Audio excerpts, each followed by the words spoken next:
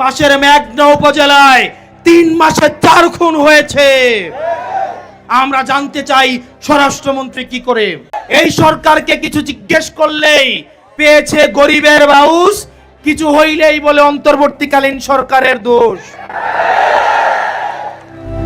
এই এক গান কতদিন যে কিছু হইলেই বলে অন্তর্বর্তীকালীন সরকারের দোষ। হোমনাতে কিছুদিন আগে একটা ধর্ষণের ঘটনা ঘটেছে।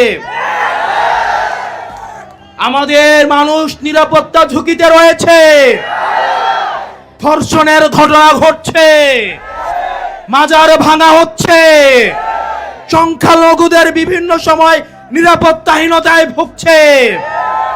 আমরা ফেব্রুয়ারির 17 তারিখ শপথ গ্রহণ করেছি।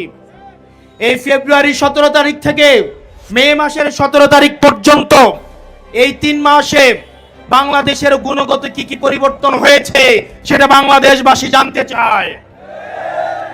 আমরা দেখছি ল এন্ড অর্ডার সিচুয়েশন খারাপ হয়েছে, গুম খুনের পরিস্থিতি খারাপ হচ্ছে, হামে শিশু মারা যাচ্ছে। আমরা পরিবারতন্ত্রের মধ্য দিয়ে উঠে আসা নেতৃত্ব চাই না।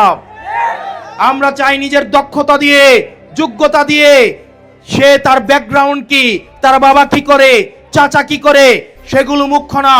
পরবর্তী বাংলাদেশ তাদেরকেই গ্রহণ করবে। নেতার পিছে পিছে ঘুরে, নেতার পিছে কামলা দিয়ে, গাড়ির পিছনে পিছনে দৌড়াইয়া দৌড়াইয়া নেতা হওয়া যায় না।